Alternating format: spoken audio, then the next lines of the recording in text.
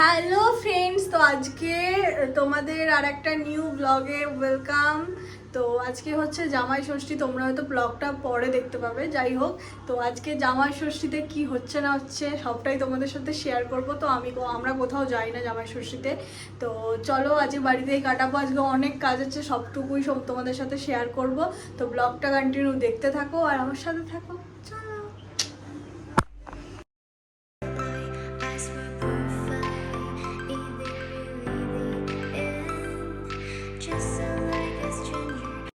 তো আমি সব কিছু গুছিয়ে নিচ্ছি, কারণ আমার অনেক কাজ ছিল, মানে অন্য দিনের তুলনায় আমি অনেক কাজ করে ফেলেছি, সেটা তোমরা পুরোটা দেখলেই বুঝতে পারবে।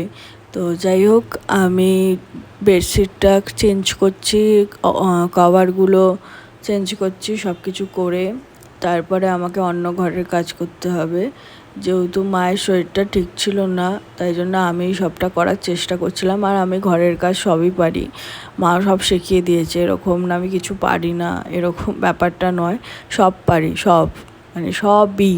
তো তাই আমার অত প্রবলেম হয় না, করি না, মা করতে দেয় না আলাদা ব্যাপার, বাট মাঝে মাঝে সিচুয়েশানে করতে তো হবেই, তাই না? তো যাই হোক, এবারে আমি গোছগাছ করে নিয়েছি, ঘরটা ক্লিন করব। তো তারপরে হ্যাঁ, উপরটা অনেকটা ধুলো পড়েছিল আমাদের, জানি না, রাস্তার ধারে তো বাড়ি নয়, আমি শুনেছি রাস্তার ধারে বাড়ি থাকলে ধুলো নাকি অনেক হয়, কিন্তু আমাদের তো রাস্তার ধারে বাড়ি নয়, তাহলে এত ধুলো হয় কেন বুঝি না। এত ধুলো হয় মানে রোজেরই মোটামুটি পরিষ্কার করতেই হয়, নয়তো মানে প্রত্যেক দিন আমি দেখি ক্লিন করছি, তারপরেও দেখি ধুলো, কেন কে জানে। তো যাই হোক, এইটা ক্লিন করছিলাম, আর এইটা আমার খুব ফেভারিট ফ্লাওয়ার ভাস, আমার এত ভালো লাগে। আর টিউলিপগুলো দেখো কি সুন্দর, দাঁড়াও তোমাদের কাছে এনে দেখাবো আমি সব কিছু জিনিসগুলো, এত এত এত সুন্দর, কিছু কিছু জিনিস না এত মেমোরেবল যে কি বলবো। দাঁড়াও তোমাদের দেখাচ্ছি কি কি জিনিস আমার, মানে আমি কিনেছিলাম, এগুলো আমার পছন্দের জিনিস। এই যে এইটা এত সুন্দর, দেখো কি কিউট না, ও তো ভীষণ ফেভারিট, ভীষণ ভীষণ খুব কিউট। আর এই যে টিউলিপগুলোও খুব কিউট। তো আমি নিয়েছিলাম এটা মিশো থেকে, মেবি মিশো থেকেই নিয়েছিলাম।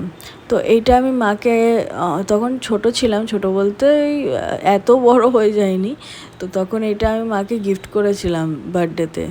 মানে মায়ের এটা খুব পছন্দ, মায়ের পিকচার দিয়ে কফি মাগটা করা। আর এটা আমাকে পুরী থেকে কেউ একটা বন্ধু এনে দিয়েছিল, আমার ঠিক মনে পড়ছে না কে এনে দিয়েছিল। তো যাই হোক, এবারে এইটা হচ্ছে আমার বোনের চশমা, আমার নয়, এত পাওয়ার। আমি সেটাই ভাবি যে ও মানে ফোন আর টিভি দেখে দেখে ওর এত পাওয়ার বেড়ে গেছে। আমার এখনও চোখে কোনো, হ্যাঁ চোখে একটু একটু প্রবলেম হয়, মানে ওই রকম না যে দেখতে পাই না, একটু মাথাটা ব্যথা করে, এই ব্যাপারগুলো আছে। তো তার জন্যে মানে এরকম না যে পাওয়ার বেড়ে গেছে, বাবা আমি এত চশমা টশমা পরতে পারবো না, আমার ভাল লাগে না, বিরক্তি লাগে গো ওরকম চশমা পরে থাকাটা। আর আমার মুখে চশমা একদম মানায় না, আমার যেহেতু মুখটা ছোট, তার মধ্যে চশমা পরলে তো আর দেখতেই হবে না, বিচ্ছিরি লাগে। আমি কোনো দিন সানগ্লাসও পরি না, কোনো দিন আমার পছন্দ না সানগ্লাস পরা। ওই কেউ পরলো তার থেকে নিয়ে পরলাম, এই একটুকুনি, ব্যাস এইটুকুই, এরকম মানে পরবই এরকম ব্যাপারটা নেই। এই যে আমার একটা পালক কিনেছিলাম, সেটাই দেখাচ্ছিলাম। তো চলো, সব কিছু গোছগাছ হয়েই গেছে, সব পুছে নিচ্ছি আর কি।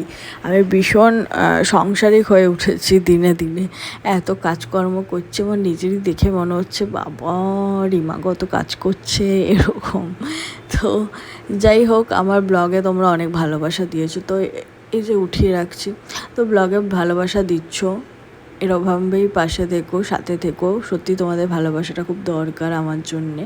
তো এই এই জিনিসটা মানে এই ফটো ফ্রেমটা না আমার কত, আমার মনে যখন 18 বছর একটা বড় বার্থডে সেলিব্রেট করেছিলাম, তখন আমার স্কুল ফ্রেন্ডরা দিয়েছিল, ওটা আমার একটা মানে প্রিয় ফটো ফ্রেম। আর ওটা পাশেরটা আমার বোনের বার্থডেতে আমি দিয়েছিলাম। তো এই যে জামা কাপড় কাচবো, তাই ভিজিয়ে নিচ্ছিলাম, কারণ চাদরগুলো কাচা হচ্ছিল না, তাই জন্যে ভাবলাম না কাচতে হবে।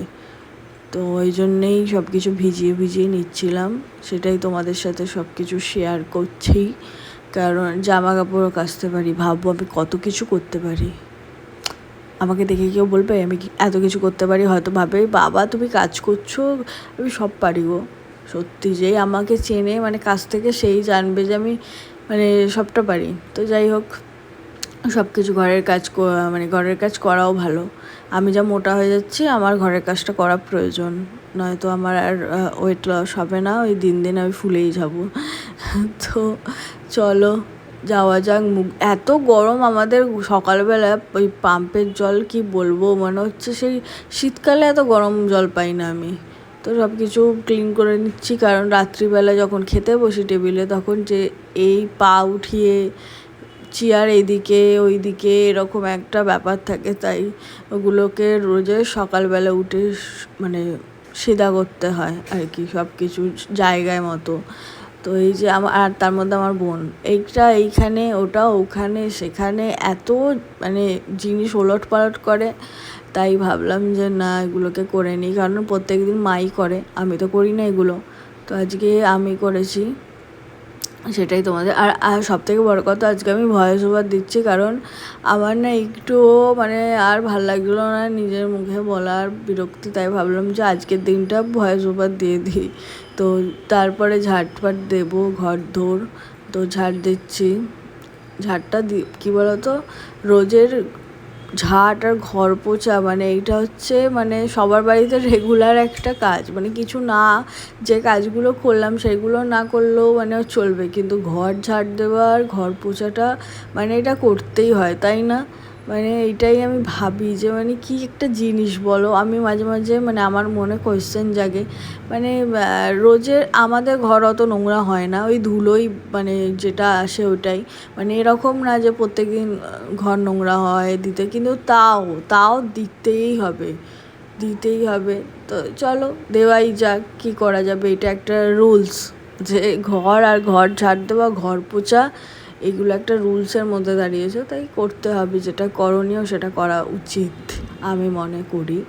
তো এবার আমি ঘরটা একটু পুছে নেবো, কারণ যখন একটু ফ্রি আছি, বা ফ্রি বলতে মানে বাবা ওই দিকের ঘরগুলো পুছছে, তাই ভাবলাম যে আমি এই দিকেরটাই করি, যেহেতু এটা জামাই ষষ্ঠীর দিন। হ্যাঁ, আমরা কোথাও যাই না জামাই ষষ্ঠীতে, জামাই ষষ্ঠীর ব্লগ দেখছো তোমরা, তো জামাই ষষ্ঠীর দিন আমি এত কাজ করে ফেলেছি, এত, তাহলে ভাবো।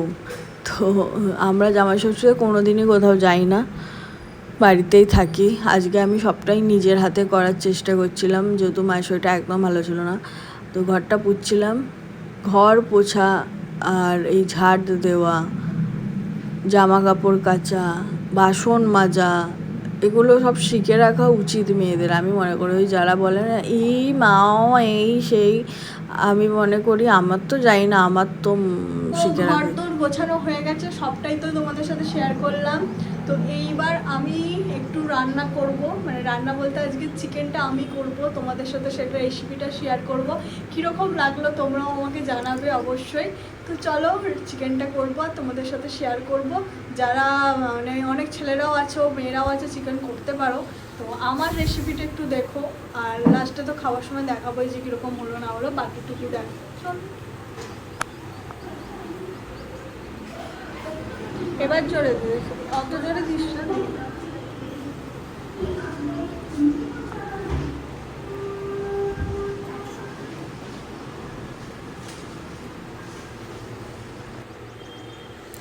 কড়াই বসিয়ে দিয়েছি, তেল, আজকে চিকেনটা আমি করব জানোই। তো এরপর আমি আমার রেসিপিটা দেখো, আমি কোনো দিন চিকেন করিনি, একবার করেছিলাম মনে নেই, এটা আবার আমি স্টার্ট করেছি চিকেন। তো ফার্স্টে একটু আলু ভেজে তুলে নেবো, একটু লাল লাল, বেশি লাল করব না, ওই আলু ভেজে তারপরে গোটা জিরে দেব, তার মধ্যে গোটা জিরে দিয়েছিলাম, শুকনো লঙ্কা 2টো দিয়েছিলাম, ঠিক আছে। আর হচ্ছে ওই যে কী বলে ওইটাকে, গোটা গরম মশলা, হ্যাঁ গোটা গরম মশলাই আমি দিয়েছিলাম, যেটা থাকে লবঙ্গ, এলাচ, তারপর দারচিনি, এটা যেটা থাকে ওইটাই আমি ফার্স্টে দিয়েছিলাম। দিয়ে আমি পেঁয়াজগুলো দিয়ে দেবো, পেঁয়াজগুলো একটু ভাজা ভাজা হবে, তারপরে ওই টমেটো দিয়ে আর কি ব্যাপারটাকে করতে হয়, কারণ আমি চিকেনের ব্যাপারে আমার কোনো আইডিয়া নেই, কি তাই জন্যই তোমাদের সাথে শেয়ার করছি। তোমরা লাস্ট অবধি দেখে বলবে কেমন হয়েছে। তো ওই চিকেন দেওয়ার পর আমি টমেটোটা দিয়ে দিয়েছিলাম। তারপরে আমি যে মানে মাংসটা আমার ম্যারিনেট করা ছিল ওই দই টই দিয়ে, তাই আমার ওইটাই দিয়ে দিলাম। তো দিয়ে একটুকুনি ওই হয় না, একটু ভালো করে নাড়াবো, যেহেতু ওই দইয়ের গন্ধটা একটু হালকা কেটে যাবে, আমি অতটা পছন্দ করি না দইয়ের গন্ধটা। তো তার মধ্যে দেবো ওই আদা বাটা, রসুন বাটা, পেঁয়াজ বাটা আন্দাজ মতো, যেহেতু চিকেন তাই একটু বেশি বেশি দিয়ে দিয়েছি। তো মাই বলে দিয়েছে যে এরকম দিবি, তো এই কোয়ান্টিটিতে। তো একটু আগে মানে ব্যাপারটা গন্ধটা চলে যাক ওই চিকেনের, তারপর চিকেন বলছি ধর ওই ওই আদা রসুনের ব্যাপারটা চলে যাওয়ার পরে তারপরে এই মশলাগুলো অ্যাড করেছিলাম আমি। এই মশলাগুলো তো কমন, সবাই জানো, লঙ্কা গুঁড়ো, জিরে গুঁড়ো, হলুদ গুঁড়ো, নুন, তারপরে ধনে গুঁড়ো। তো মায়ের একটা সিক্রেট মশলা আছে অবশ্য, সেটা মা দিয়ে দিয়েছে লাস্টে। ওই কী একটা করে সব কিছু, এটা হচ্ছে গোলমরিচের গুঁড়ো দিল মা, কিন্তু একটা সিক্রেট মশলা আছে, ওইটা মা নিজের হাতে বানায়। ওটা নাকি মা মোটা খুব মানে দেয় এটা, এই যে এইটা। তো আমি জানি না এটা কী, তো দেখতে হলে মায়ের যাই হোক, আমার মা ফেসবুকে যেতে হবে, ঠিক আছে? ফেসবুকে মায়ের নাম আছে রূপা রায়, মা ভালো ভালো সব কিছু ভিডিওস করে, গিয়ে দেখতে পারো তোমরা। তো যাই হোক, আমি একটু নাড়ানাড়ি করলাম। তারপরে কালারটা গাইস এসছে, দেখো জাস্ট। আমি কিচ্ছু দিইনি, অনেকে লাল করার জন্য চিনি টিনি দেয়, আমি কিছু দিইনি, এমনি কালারটা চলে এসছে। আমাদের চিকেনের কালার সত্যি খুব ভালো আসে, এটা নতুন কথা কেসের। তো যাই হোক, লাস্ট অবধি বলো চিকেনটা কীরকম হলো। আমি জাস্ট দেখে ফিদা হয়ে গেছি। তো এই যে আমি করেছি, হ্যাঁ আমি করেছি। তো কীরকম লাগছে চিকেনটা, এই রেসিপিটা তোমরাও কিন্তু ট্রাই করতে পারো। খুব সোজা একটা রেসিপি, সবাই করে, বাট আমার মতো করে একবার হলেও ট্রাই করো, ভালো লাগবে। তো আলুগুলো আমি দিয়ে দিয়েছিলাম যেগুলো ভেজে রেখেছিলাম, তো একটু ওই নাড়ানাড়ি করছি আর কি। কালারটা যা সত্যি হেভি এসছে। চলো খাওয়ার সময় দেখাবো পুরোটা কী হলো না হলো। তারপরে আমি কাচাকুচি করে নিচ্ছিলাম যেগুলো ভিজিয়ে রেখেছিলাম, কারণ যেগুলো ডেলি ইউজ হয় সেগুলো কাচাকুচি করে নেওয়া উচিত, কারণ নয়তো তারপরে জামা থাকবে না। ওই যেদিন কাচবো, আমাদের আগে একটা কাজের আন্টি ছিল, সে করতো।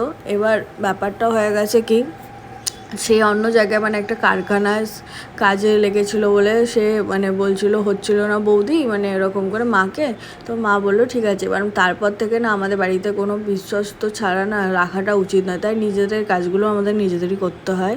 ওই রকম ব্যাপারটা হয়ে গেছে এরকমই, তাই অনেক কাজ থাকে। তো স্নান টান করে নিয়েছি, সব কিছু হয়ে গেছে। তো এবার আমি খেতে যাব, খিদে তো পেয়েছে, এত কাজ করে ফেলেছি। তো ব্লগটা কীরকম লাগলো সেটা কমেন্ট করে জানাবে। চলো তোমাদের ফাইনালি চিকেনটা দেখিয়ে দিই কীরকম হলো। এই যে আজকে মেনু ছিল ভাত, উচ্ছে আলু ভাজা, চিকেনটা তো আমি বানিয়েছি, আর হচ্ছে চাটনি। তো যাই হোক, আজ এই অবধি, চলো টাটা, লাভ ইউ। ব্লগটা কেমন লাগলো জানাবে, বাই।